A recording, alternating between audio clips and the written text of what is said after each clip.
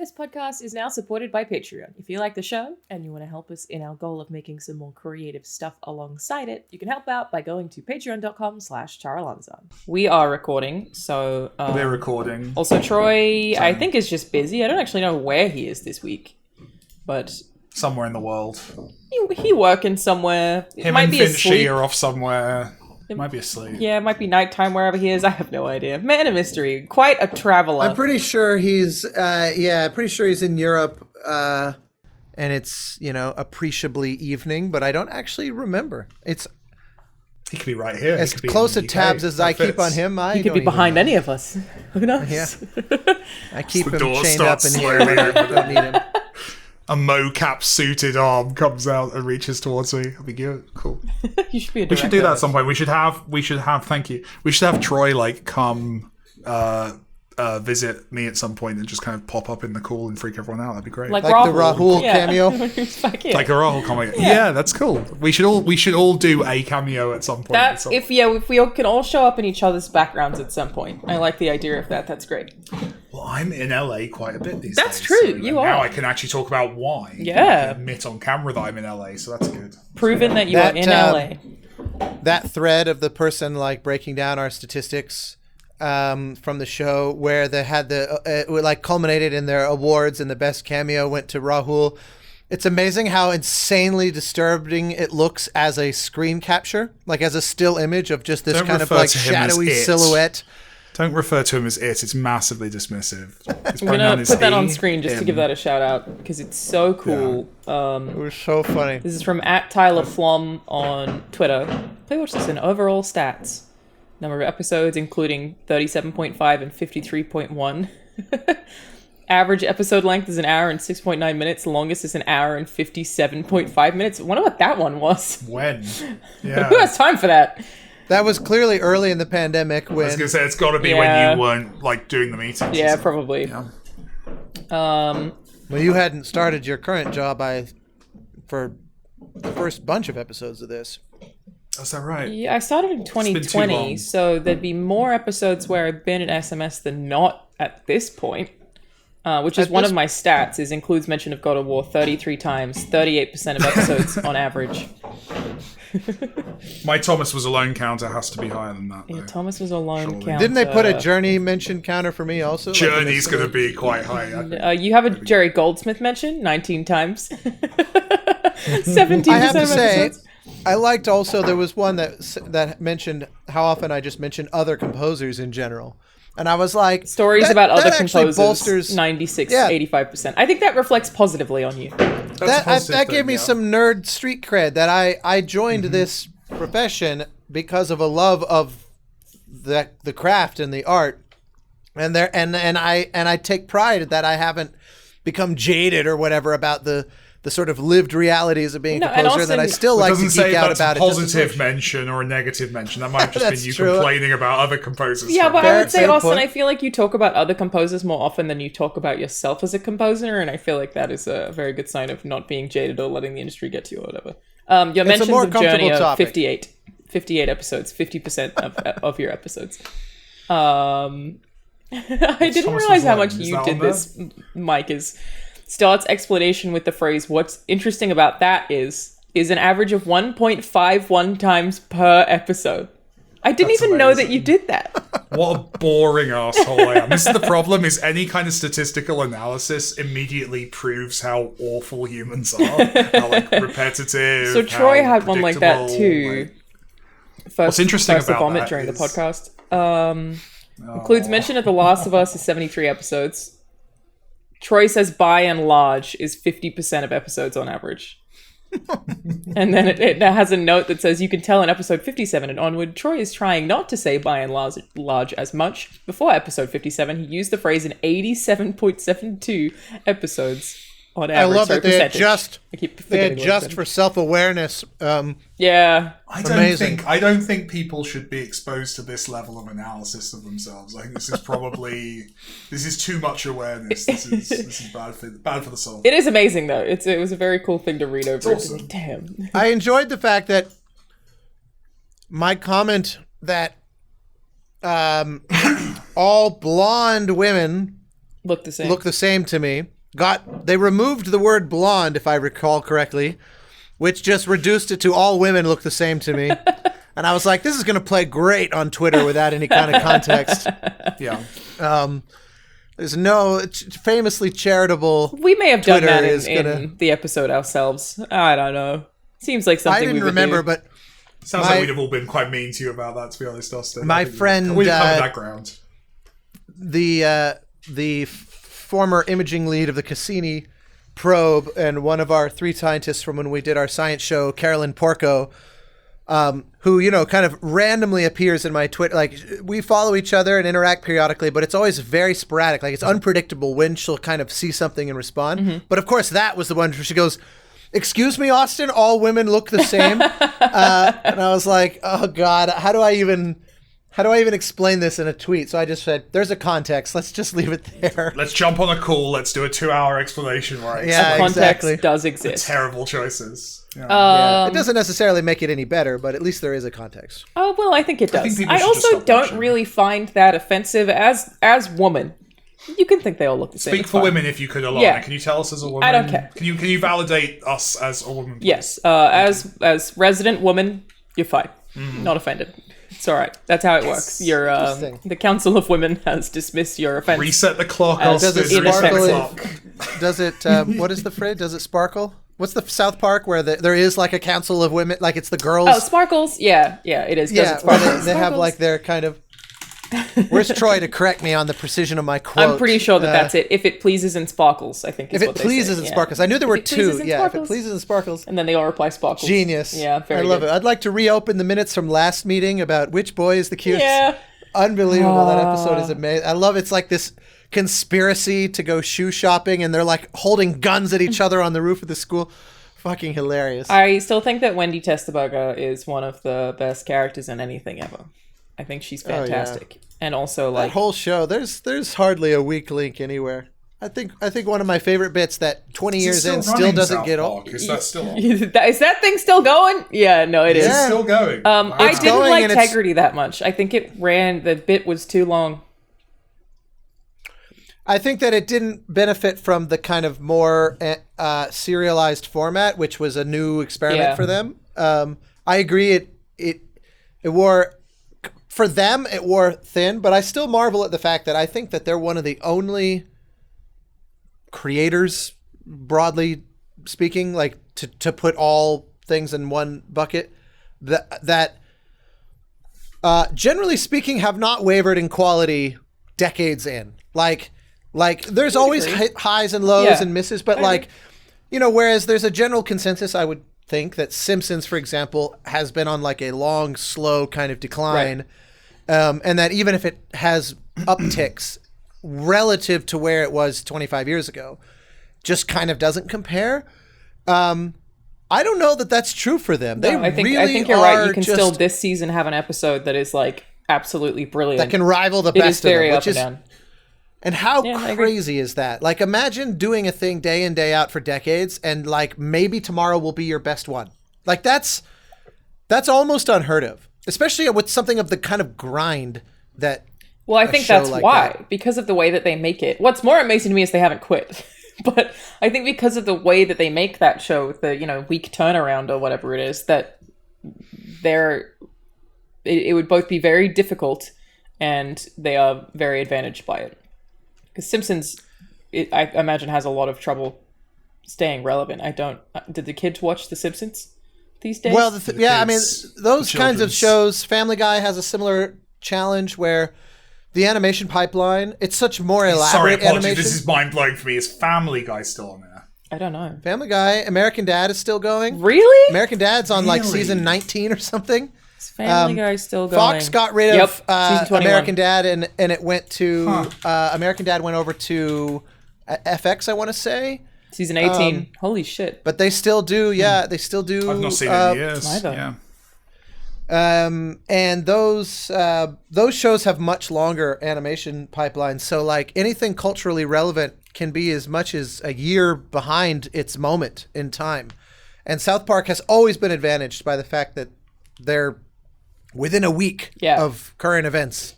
And that's just insane for an animated show. What are they? Austin, also gone. No, I was just gonna say, like, what are they? How do they take vacations?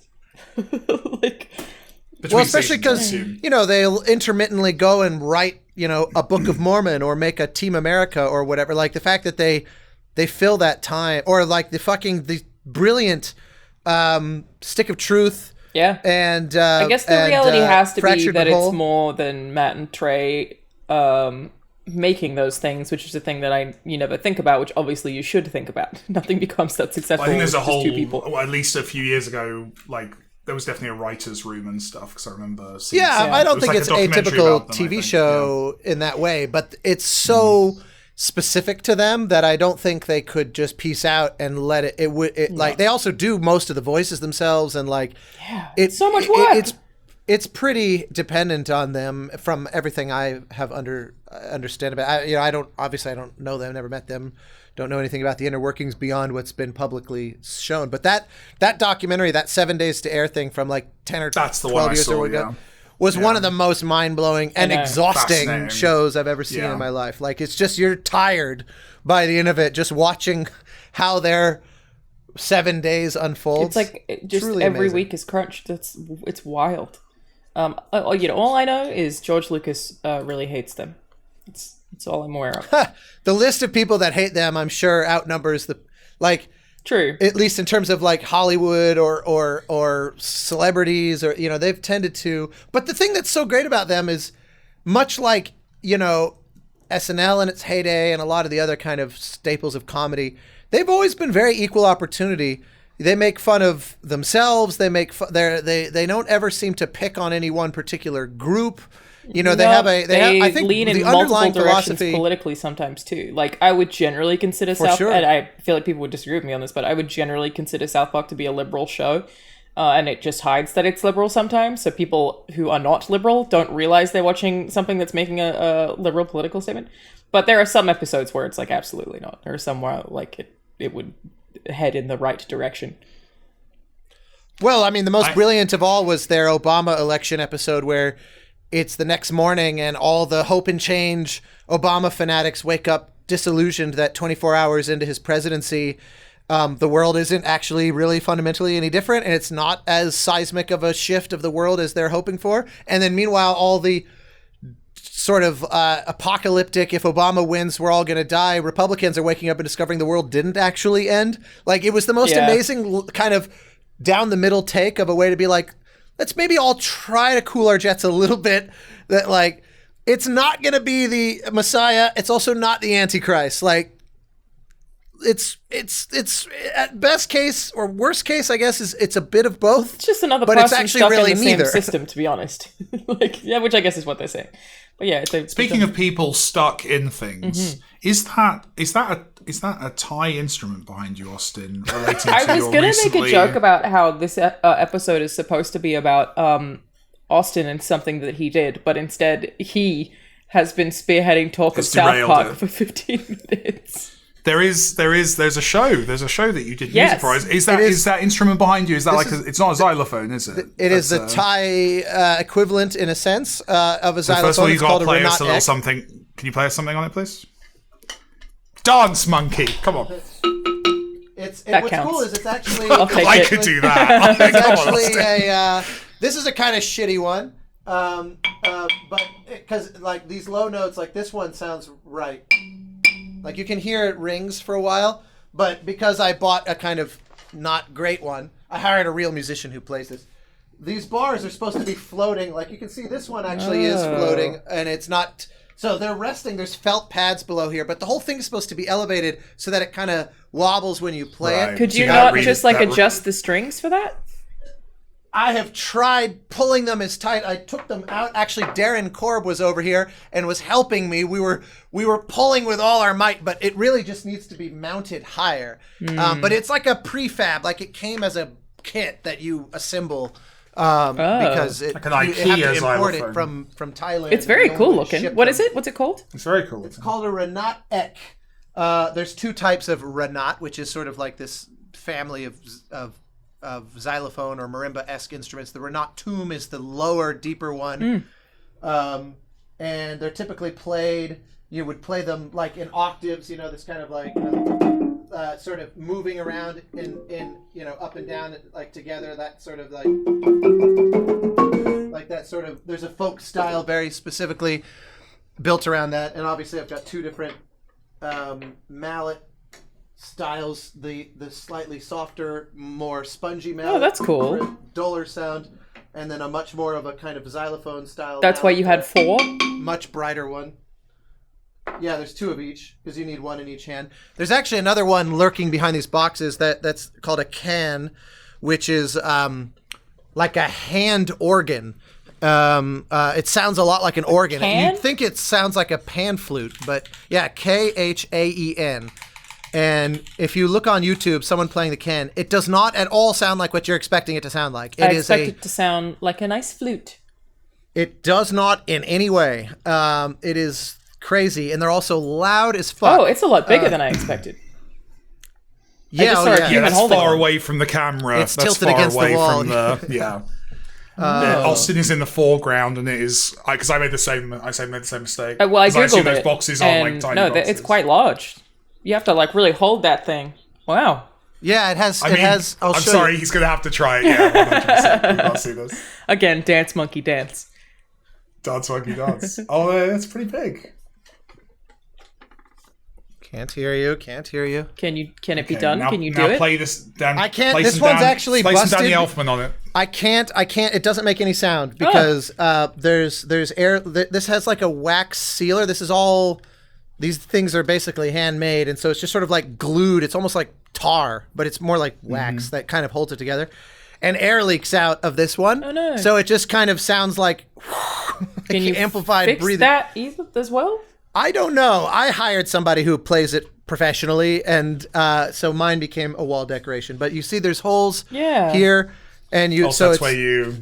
And there's two because there's 2 sets of pipes. You can actually play like chords and stuff with this thing. But yeah, it's a really bright sound. Yeah, what would you say it sounds like, if not a flute? It's an organ, literally like a reed organ. Like different from like a church cathedral organ, a reed organ like you might hear in a smaller church or even like in a funk band. It sounds a lot closer to that. I also have a pair of woods, which are actually like pan flutes, same basic color. And the way they play these is through these rapid wrist motions, in order because they're basically the same as a Peruvian. Right. Yeah, exactly. But it's just all kind of like a harmonica in a circle, but a completely different shape. Like a rotary harmonica. Yeah. You can hear it a little bit on. It's not the loudest thing, especially the people that play it know the exact correct angle, and they're again quite loud. We had this amazing musician named Tantrikul in Bangkok that specialized in both of these, plus a bunch of others. I bought them to mess around with and to make like bad sound effects with them that I could layer in for more weird stuff. So what's the process when you're writing for international instruments, so ones that obviously instruments that are designed around different kind of structures musically, different traditions? Right, yeah. Is there just a lot of research? Is it just a lot of kind of getting yourself into the headspace, or? So this one was really, really unique. The showrunner is one of my oldest friends. I've known him 18 years, something like that. Maybe not quite that much, 16, 17 years. And he first reached out that he and a co-showrunner were getting this thing spun up early 2021. So a year and, a half or more ago. And they hadn't started shooting. And obviously a year and a half ago, we were like neck deep in the pandemic still. So they were like, we're going to go to Thailand for 6 months to film this thing, navigating pandemic, like hardcore Thailand quarantine procedures and stuff. Is absolutely mind-blowing. And so he reached out and said, the whole differentiating force, and we haven't said, the show is called Thai Cave Rescue, which is there's a whole topic I want to have about names, a whole subject I want to have with you guys about names. I love how clickbaity that is. Yeah, that wasn't the name presumably when it was shot. I assume it was the name, and I assumed it was a working title. I assumed it was like a project code name, because it seemed like it was. It's called Thai Cave Rescue, and they were gonna later rename it. Like I assumed that was a platform thing. I assumed that was something that was 100% Netflix decision. Yeah, and Netflix operates under the basis of, the analysis of their data. If Warner Brothers and Disney and Fox and formerly Fox, now Disney, and Universal, who we whatever. Love. Sorry, if they're all like movie companies or media companies, Netflix is in a way best thought of as a tech data company that makes movies and television shows, and that always leads to excellent decisions that you like. We have lost Alanah. Are you there, Alanah? I think she's stepping away for a second because that looked intentional. Oh, was it conscious? It was, yeah, sorry. There you go. No, you're right. Bullshit. Oh, yeah. Ooh, it made a noise. So. Anyway, sorry, continue. Anyway, so yeah, the title. I want to have a whole conversation with you both about titles, but I'll just quickly finish up by saying that there's other productions obviously about this story of in 2018 when this soccer team of boys got trapped in a cave in Thailand and were trapped for almost 3 weeks, and a collaboration of somewhere in the ballpark of 10,000 people came together to rescue them. It was just a flood, right? Like they just went exploring and then it flooded and they got stuck. So these caves there's 1 million of these caves, and it's kind of like if you were a kid growing up near Carlsbad Cavern, it would not be on a typical Saturday afternoon for you and your buddies to just go check out Carlsbad Cavern, or if you live near the Grand Canyon or something. Like it's just local kids. It's a super rural part. They're just south of the Myanmar border. So it's like way north of, Bangkok, this big city center is the southern end.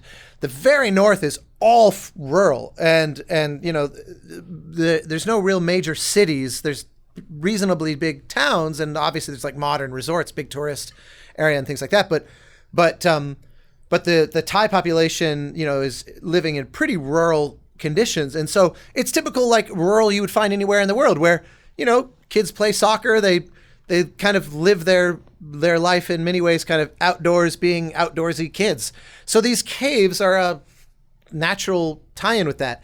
And because monsoon season is a very real thing and very known to be very dangerous there's an elaborate network of meteorologists and forest rangers and people like that keep the population on guard. What happened here was one of these perfect storms of these kids having a normal Saturday, going into the cave as normal kids would, and a freak unseasonably early storm kind of catches them off guard, and the kids just happen to be in there. And the cave is so gigantic, it actually, because they happen to be in this particular cave, is probably the only reason they were able to survive the whole thing, because it's so massively epically huge of a cave that as it flooded, it just kept pushing them further and further. And it's a cave that goes into a mountain, so it kind of also gradually slopes up. And so they were able to kind of stay out of the water, but they still were. Well, everything you can think of was a problem. Oxygen supply was a problem. Obviously, they were in there for 9 days before anyone even knew where they were. So they were basically on the verge of starving to death. They were so weak and sort of delirious by the time they were found. Any later, and probably some of them wouldn't have made it. So they all lived. They all lived. Wow. Spoilers. The good news is there were a couple of Australians there, Alanah, and they saw it right out. Anytime, mate. That is very much the focus of the Ron Howard movie that just came out, 13 Lives. It very much centers the UK cave divers that first discover the boys, and then I was going to say they're Australian, aren't they? Those actors weren't trying to do British accents. One of them is Australian.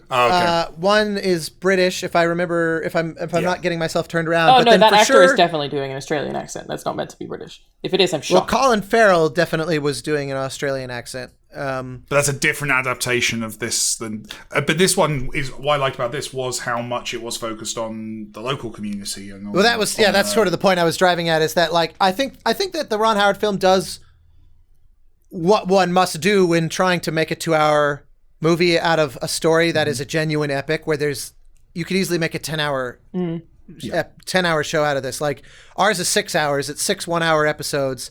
I liken it to Chernobyl. It is a high production dramatization, but one which aspires to is maximum amount of realism and accuracy. Like it is meant, so it's not a documentary. but everything in it is true, which is more or less how Chernobyl is framed as well. Like they both have little areas where they need to take liberties for the sake of fitting it into the format. But by and large, I mean, routinely, like one of the most, this is like slight spoiler, not really. I mean, again, the whole story was international news, but the thing that makes it so amazing is the stories and all the things that didn't make the headlines. That's what the show, like you said, the Thai community, 10,000 people worked together. About 50 of them were non-Thai, like the Australians, the American U.S. military that showed up to help, that kind of thing. It's overwhelmingly driven by Thai volunteers, Thai Navy SEALs, the Thai government, like the governor Narongsak, who was the governor of the Chiang Rai region, who had to kind of become the ad hoc leader of the operation. Like all those people, the meteorologists in Bangkok, and like overwhelmingly a Thai effort. It's like their moon landing. I mean, it's like the thing that is if you talk to Thai, like when we went to these Buddhist temples to record monks chanting, and we were saying, we're not here to prompt a recording session. Can we just record you as you do your normal services, you could call it, which they would do every evening, these hour-long meditations, singing essentially one note continuously for an hour. And they were very open and welcoming, but when we told them this is for a retelling of the rescue of the boys in the Tham Luang cave, it was like, oh, please, it's our honor, because it's like it's the most unifying story for Thai people that you can imagine. It's the most heroic thing, and the show, it's all in Thai, and as a PSA, the show will, at least in the US, default to the English overdub that none of the... That's how I watched the whole thing. It did for me too. I changed it. Yeah, to me I had it on while working, so I had to have it in English, but yeah, some of the choices... Yeah, well, it's just it's a shame. Do they dub the English speakers? Yes, in the... yes. Even the people who spoke English are redone. Which is, it's just like... Is that right? Because I thought they were terrible, like the English speakers in it. It's because it's some person in a booth just reading the lines, not to discredit like the dub actors. I know that's a whole profession, but like it's just not the same as on set, meeting the real people who your character's based on. In the original, are the English-speaking characters... People speak what they speak in the show. So the Thai people speak Thai, the Australians speak English. The Thai people speak English when speaking to the Australians. The U.S. military speak English. And everybody... And the show, they made a big deal. Thailand has a lot of regional accents that are very... noticeable to the Thai people in the same way that like someone from Alabama doesn't sound like someone from Boston, that kind of thing. Like there's real noticeable difference that have undertones of, religious traditions and class and like anywhere in the world. And the show was, they were very intense. I mean, the majority of the crew were Thai directors, the whole point was to center the Thai perspective. It looks like it is. 100% in Thailand. Awesome. At the cave, they got special permission to shoot at the actual cave, and then they rebuilt the interiors of it on a stage so that they could do their diving sequences in a obviously far safer and more and not just safer, but like you can actually film when you can pull away walls and blah blah blah. You need to be able. It'd be a bit weird to flood the cave again just to film. It's a hell of a risk, isn't it? That was when facing some dodgy, we got to visit the cave, and when I was there last week, they took us to the cave to show us, and we kept joking that like this is the beginnings of the sequel. Rescue the crew who made the show. So how did you get involved, Dustin? The showrunner Michael Gunn is someone I've known for a million years. I scored a student film 17 years ago or something that played in a little festival, and he was an intern at HBO. He ended up. He started as an intern on the newsroom and made his way all the way up to being essentially Aaron Sorkin's protege, and launched his career in Hollywood as a result. He's ended up writing for Black Sails and a whole ton of other TV shows. And we did some little student era, like he reached out to me, is like, hey, I really love the score in this short film I saw. And you want to get together and just have dinner. And then we became really close friends for many, many, many years. And then always, working on stuff and plotting schemes and for years and years we've been talking about an idea for a musical. Like 10 plus years we've had this idea that we always sort of are threatening each other to force the other to finally pull the trigger on. And then, he called and this thing got greenlit. He had a pitch. He and his co-showrunner, Dana Ledoux Miller, who's a kind of half Samoan, half... It's like American by way of Samoan by way of French. I can't even remember the specific genealogy. She won't watch this, but if she were to, my apologies on getting it wrong. But both of them shared this passion for pitching the show to Netflix as, let's do this very tie forward. Let's make it, because it really fundamentally is their story anyway, just because the glory got a little bit disproportionately bestowed. And I say disproportionately with a big asterisk, because there's no doubt that those Australian divers were fucking heroes. They just weren't the be all end all of the story. And they said there's so much more to tell, not to mention just getting to know these boys and their parents. The show spends so much time with the parents outside the cave and just watching the misery and the way that they hold each other up and they help each other through this thing that is uniquely theirs to experience. Like, there's no angle quite like, oh, the whole world is watching as our kids might die and we just have to watch. Yeah. We can't help.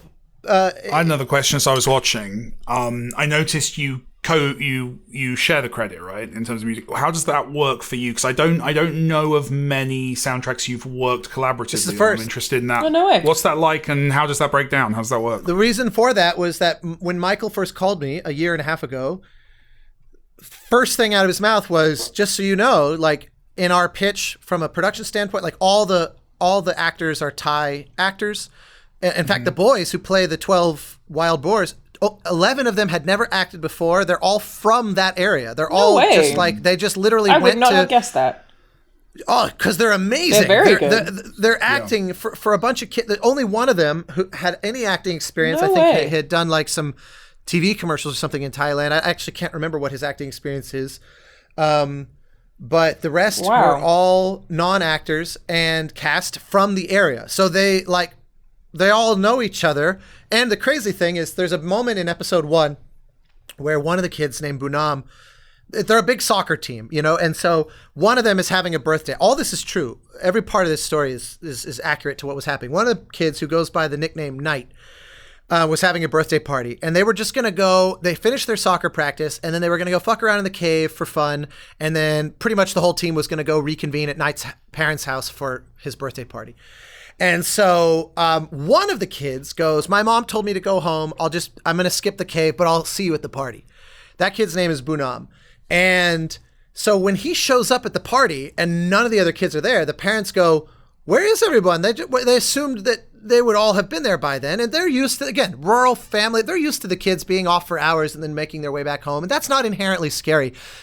It's starting to pour rain. So they're a little bit like, mild concern, but these kids are, they're like street smart, like the rural version of, they're like, they've been out in the rain smart, before. These are kids that's nothing to think about, like the way like American suburban families might freak out over something, that innocuous. This is perfectly normal life. These kids really can handle themselves, but it's getting to be like hours and hours that they're late for the party. And when this kid shows up, they're like, where the hell is everybody? And he goes, oh, I guess they're still at the cave. He doesn't think anything of it. Of course, the parents know that these caves flood immediately. That's a known thing. Like, and normally they just close them during monsoon season. Like, the rangers block them off and say, can't go in there until a few months from now when monsoon season stops. But because this storm popped up early and was unusually severe, the parents kind of immediately realized the implications of this and immediately rushed to the cave to see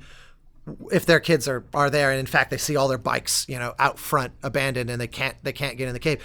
So this boy was kind of like the canary in the coal mine who shows up and gave them a clue about where to even look, because the parents, the kids, they're just like, I'll see you when I come home. If they go, hang out at a mall, or if they go explore a cave, the parents don't regulate that. Like, it's just like, see you for dinner. The amount of things required for this to go right. Obviously, the circumstances required for it to go wrong are pretty extreme, but the amount of things required for it to go right are more extreme. Like, that one Absolutely. kid not going in the cave probably led to them finding them much, much sooner, which obviously increases their odds of survival by a significant amount. 100%. It's because it took 9 days. Yeah. The kids were barely alive when they found them. And, you know, an extra day could have been the difference. And if no one had thought to check out the caves, you know, that would have been. I wonder if there's also a component to, like, I don't know if the show gets to this because I'm not far through enough yet. I've only seen 2 episodes. If there's a component to them being a soccer team, meaning that 100%. they're better at working together, like they already have teamwork as a basis. They know who the leader is. It does. I think that's super interesting because that probably helped them a ton and their too. Fitness. The fact that they're all like young and in pretty prime health to survive that amount of time without food.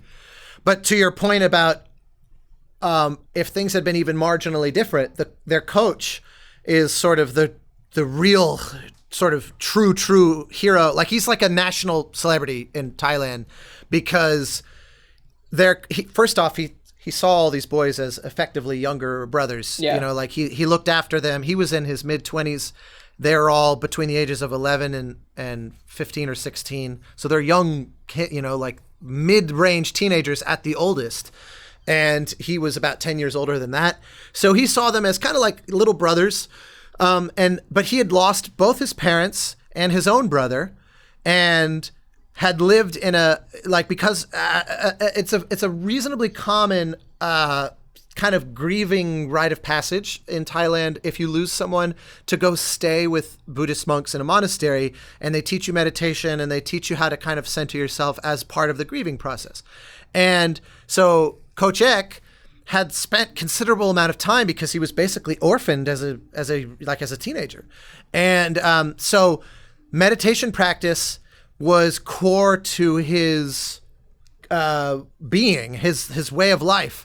And so when they got trapped in the cave, one of the first things he did is start teaching the kids to meditate and to calm themselves down. And had he not done that, not only would they have probably freaked out and accidentally killed themselves, or at least one of them like try to swim out in a panic and drown themselves or whatever, but they also they went through their oxygen at a fraction of the speed because of being calm and gathered. He also had the insight to teach them to drink water as it dripped from the ceiling. Like he was like, you know, there's no food, but drink as much water as you can manage. And so that kept them alive. You know, like he had survival instincts that were very well grounded, and he kept them together, and he organizes them into a team kind of rotations to try to start looking for ways to maybe dig out of the cave. Of course, it doesn't yield successful results. But it's like to apply structure. I mean, imagine being stuck you have a few flashlights, but flashlights notwithstanding, you're in pitch black, reasonably cold air with the sound of water forever for 9 days. Yeah. I mean, it's hard to imagine the how they all didn't go insane. Is a feat in its own right. So yeah, his being there was a complete dumb luck. Like the fact that of all the kids to have potentially gotten stuck there, because again, it could have been any number of different folks to get stuck there. And so yeah, it's truly. And to answer your question that I unintentionally sidelined was about the music. So like 30 minutes ago, don't worry about it. Yeah, I know. This is one of those things where. It's cool. It is among the best things I've ever worked on. Yeah. Like it is a That's truly great. The number of times that I was just in tears, just literally sitting there writing the music was nearly daily. No way. It affected me profoundly. And I haven't even touched this trip to Bangkok last week and getting to meet the real boys, the real Coach Ek, all of his complete insanity. So, what I was gonna say was Michael, the showrunner. First thing he called, he explained, we're going to be going to Thailand. It's going to be in Thai. We're working with Thai directors and, like local Thai crew. At least one of the editors was in Thailand. All the like on-set crew, sound recordists and what. There's a few key positions that they found people that like their DP and people like that. They kind of gathered from a few different spots. But the goal was, if you can fill it with someone Thai, do so. And certainly with the cast, And so Michael said, obviously I know that you commit to whatever you work on as hard as theoretically, I would like to believe, as hard as anybody could. And that it's never about the kind of superficial, like the classic Hollywood trope when it comes to so-called ethnic music. And even that term is a really shitty, like, it's like there's this sort of default non-ethnic version of music, and then exotic, exploration into the wilderness is the adventure. If you disabuse yourself of that extremely Eurocentric way of thinking, this has been a real passion of mine to just say, rather than go the Hollywood cliche of, okay, I'm going to write straight ahead, orchestral music or whatever, and then we sprinkle a few novel sounds on top. Hollywood's done that for a long time. In the earliest incarnations, that was its own innovation, right? That was something really unique and profound and interesting, and represented the important first steps. But we live in a world now where it's been shown repeatedly. The most high-profile example of this would be like Ludwig Göransson's Oscar-winning score to Black Panther, where he went to Senegal. He bought a one-way ticket to Senegal and didn't know when he was coming home. He toured around with Bob Amal, recording Senegalese musicians, studying on a daily basis with them. Like, he was, and then only later, after he had wrapped his head around all of their musical traditions and kind of absorbed that, did he then start thinking, okay, it's also a Marvel superhero show. It could benefit from some muscular Marvel orchestra and all that. But it started from this deeply rooted African perspective, and he features all these African musicians, and he really showed on a mainstream project that you can't do the sort of tokenized soloist on top of the otherwise generically Western thing if you're trying to genuinely evoke that culture. There's nothing wrong with adding a novel instrument on top of the orchestra if that's the premise of the thing. But if the goal is, I want to sound Japanese or Chinese or Senegalese or Egyptian these all mean very specific things, and there are people that actually understand the difference. And this is like when I did the Pathless, I worked with these Tuvan musicians and all the throat singers, and it was a similar thing of like doing the research and also like letting them kind of guide the process. But this was on a whole other level. So Michael basically prefaced by saying, I already know that this is a thing you're super passionate about, you care about, and that you will go all in on.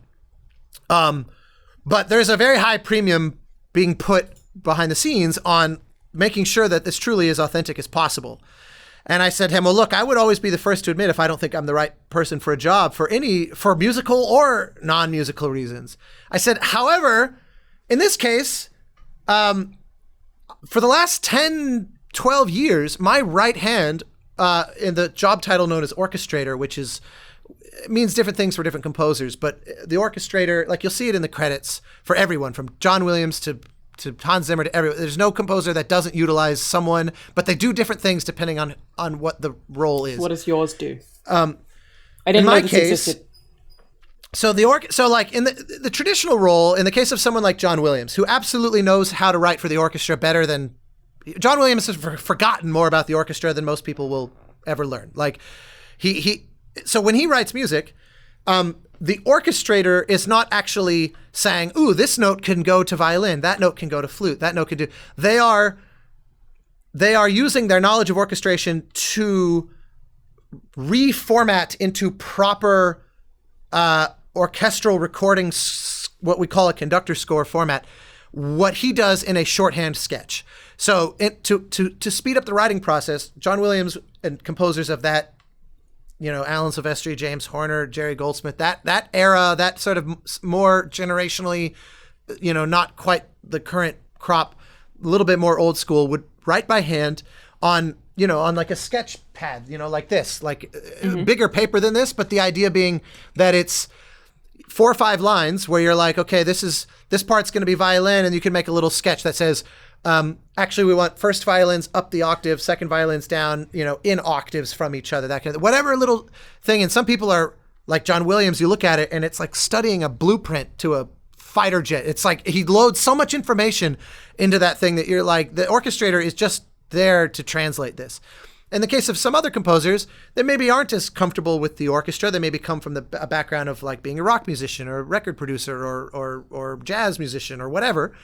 Or maybe they're just not as experienced with working with real orchestras. So they'll play things into their MIDI sequencer or whatever, and the orchestrator has to come and go, okay, well, this flute line was not acoustically possible that low. Have you considered if we try this? And it becomes kind of like someone to help you optimize your results. I have a pretty classical background. So my orchestrator is a lot closer to the John Williams model. And it's this woman named Susie Sider, who I started working with like 12 years ago. I mean, we started working together on Journey. In the case of Journey, I did all of the orchestration myself, but I needed someone to help me prepare the sheet music. And it was we had just met. So I said, will you it's not like an assistant. That would be very dismissive. It's like almost like a second unit director. It's kind of more like the relationship between a director and a DP. Yeah, that makes sense. Like that's the DP probably has more power than an orchestrator does in terms of influence of the final product, but it's like a senior level position. Now there are some composers that rely on their assistants for it, and they hire assistants who have orchestration chops. But the top orchestrators, like the folks, a guy like Pete Anthony, for example, who orchestrated for Danny Elfman, any number of people, these are very highly paid, very in demand, very sought after. They often conduct the session. There's a whole, the Hans Zimmer types who are not very classically trained, typically are in the booth and not conducting. So the orchestrator is often also the one conducting. There's a guy named Tim Williams who's done that for years with Tyler Bates. So you watch like Guardians of the Galaxy or 300 or whatever. Those are music by Tyler Bates, and you'll often see orchestrated and conducted by Tim Williams. Like that's a common thing. I tend to conduct my own scores, and so Susie was always in the booth for me. But we've traveled to London, we've traveled to Nashville, we've recorded in LA. We've been through a lot of life. Like one of my closest friends, deeply trusted, I have routinely paid her more than I am being paid myself on a project just because like the product benefits from having my crew at their best. Mm-hmm. And she's one of the single most important members of my crew. She also happens to be Thai.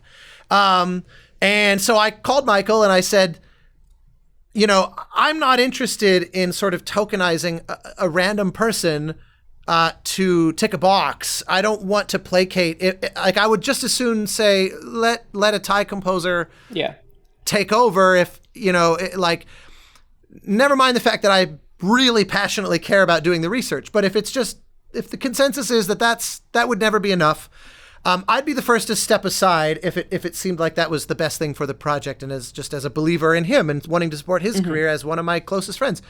I said, but in this case, funny enough, one of my closest collaborators is Thai. She's a fully trained composer. Never mind our collaboration, she's also an insanely experienced conductor. You remember the concert tour of the Zelda Twilight of the Goddess? She and her husband created that show, and she conducted like the majority of those concerts. I've probably seen her then. May very well have. At some point, they handed it off to someone else, so depending on when you saw it. But she also, there was a show called Pokemon Symphonic Evolutions that she conducted, I think every single one of, all around the world. I think she said she's conducted the Sydney Opera House 8 times. Like, she's been all over the world. She went on tour with Evanescence as the orchestral conductor of like a 2-year tour with her, and she's a badass. She did that with a 6-month-old child too. She would literally breastfeed in the tour van and then go out on stage. That's very Evanescence. That's on.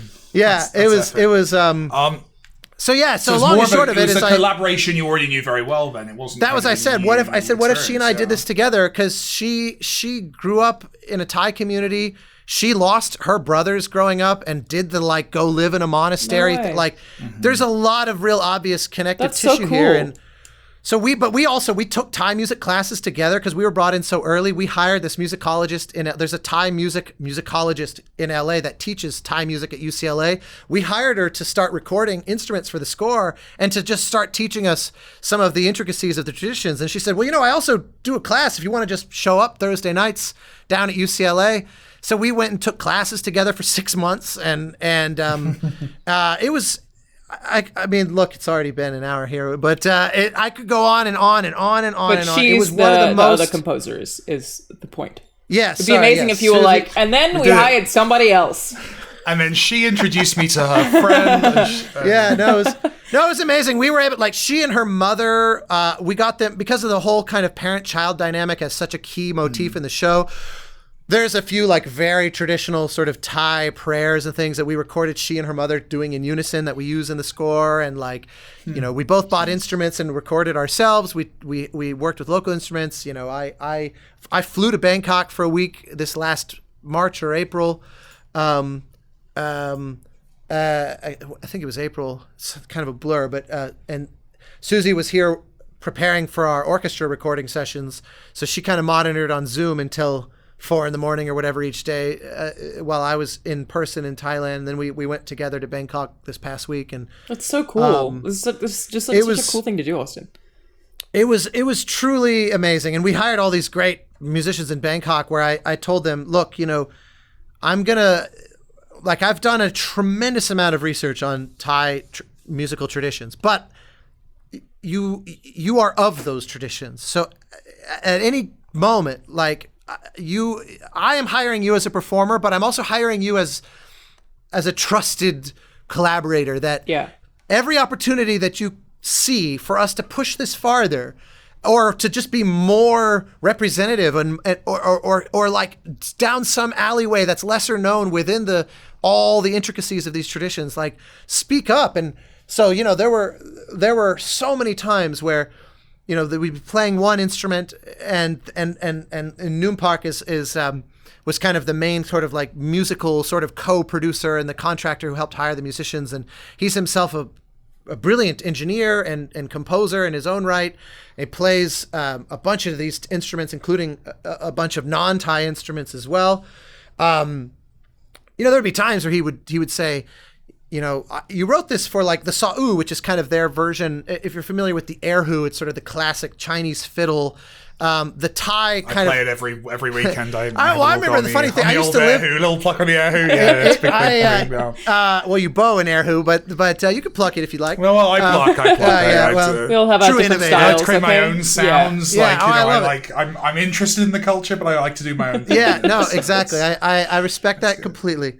I always associated the erhu because I lived in Chinatown in New York for a year, and there were always erhu players in like the Lafayette Street subway stations that would play erhu, and it's a classic. So the Sa'u is sort of the Thai cousin. It's not quite the same, but they have a lot of commonalities in how you play them and how they're built. It's a coconut shell base with 2 strings that come up that you then bow, and but there'd be moments where he'd say, you know, look, I know you wrote this as a Sa'u melody, but there's, you know, the slightly higher pitched kind of like soprano cousin to the Sa'u is like the Sa Duong. What if we tried see if you like it on this? And then it was like, okay, yeah, that color fits the environment really nicely. And then he'd say, now, you know, this takes place in Chiang Rai, which is part of the historically what's called the Alanah territory, like the most northern part. Yes. In contrast to like the Assam or these others. Point out how terrible me and Alanah have been on this episode. We are just extremely disrespectful. We are awful. Just pulling focus, being disrespectful.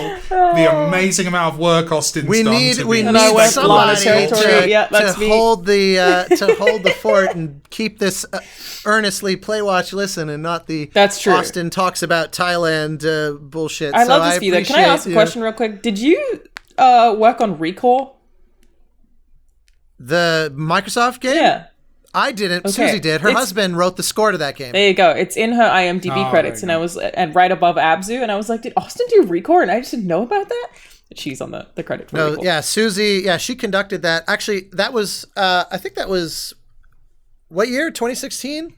It was right back to Abzu. Yeah, yep, we went to London to record. For Abzu, and she stayed because they booked the orchestra sessions for Recore right after that. So she just hung out in London. I remember leaving to come back home, and she stayed behind because her husband was then arriving with his own score that he had written for Recore that she orchestrated. She also worked on God of War Ascension as additional orchestrations. Probably a lot of music preparation credits. Yeah, there's like a handful of orchestrators that when they're in a bind, they help each other out. They ask for help from one another. And Tim Davies, I'm guessing, was the principal orchestrator on God of War Ascension, which was scored by Tyler Bates, the guy that also did Guardians of the Galaxy and stuff. And I suspect, because he's worked a ton with Sony, like Tim did all the first 3 God of Wars as well, and Uncharted and all these. I think he did Uncharted. May not have done Uncharted, but he definitely worked on God of War. Why God of War Ascension?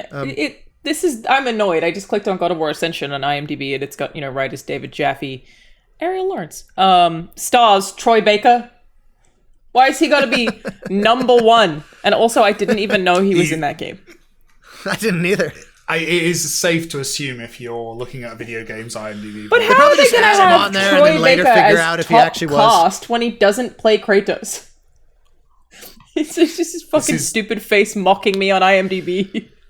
IMDb does that sometimes, where you'll have like an indie movie where a famous celebrity is in one scene and it's kind of their star power, but they're not actually the lead of the movie. You'll always see them listed first just because it's like an SEO. It would be an SEO thing. Basically. It was funny. And Thomas Was Alone's budget is listed as like $2 million, I think. On my. If I remember right, which is wonderful. Rahul likes doing this joke where any voice actor that vaguely sounds like Troy, which is a lot of them, he goes, "Oh, it's Troy Baker." And we were playing Metal Hellsinger the other day, which is fantastic, by the way. And I was like, "You get to say it." And he was like, "No." And I was like, "It is Troy Baker." Because he's got an accent. It doesn't totally sound like Troy, but it actually is him. He fucking shows up everywhere. That's so great. Yeah. So it's not on the show, but I've still heard him this week.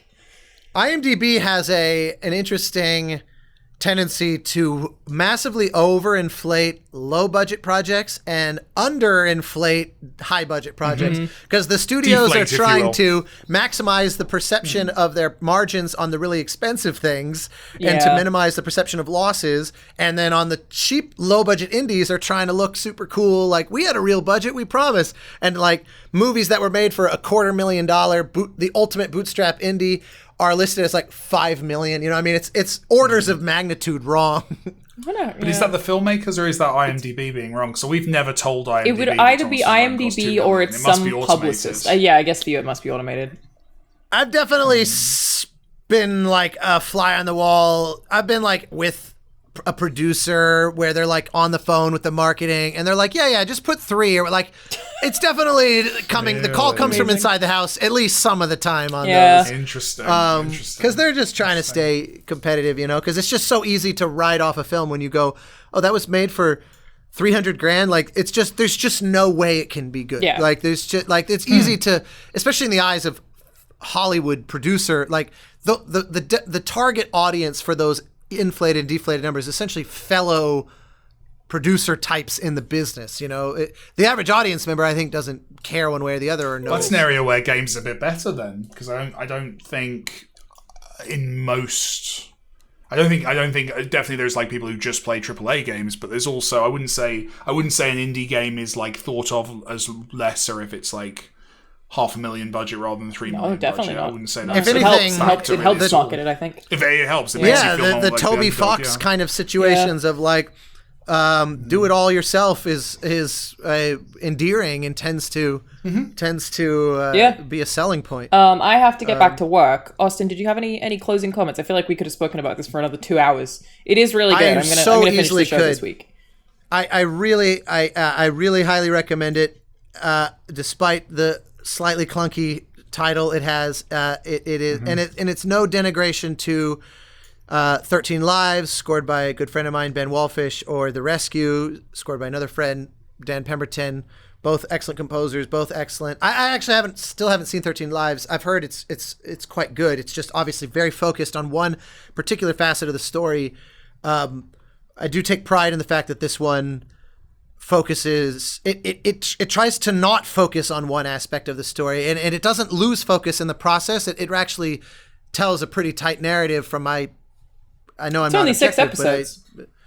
But yeah, it's tidy. About 50-minute-ish episodes, so it's just shy of 6 hours. And it moves at a clip. It's charming. Just don't do the dubbed version like me. Watch it in Thai if you can. The actors are so excellent. Both the professional actors who play the various adult characters and the non-actors in the form of the boys. And yeah, screening it at our premiere in Bangkok was one of the best experiences I think I've ever had in my life, because every time a new actor showed up, they all were like cheering each other on in the theater and stuff. And like these boys, they were right, all 12 of them were right in front of me.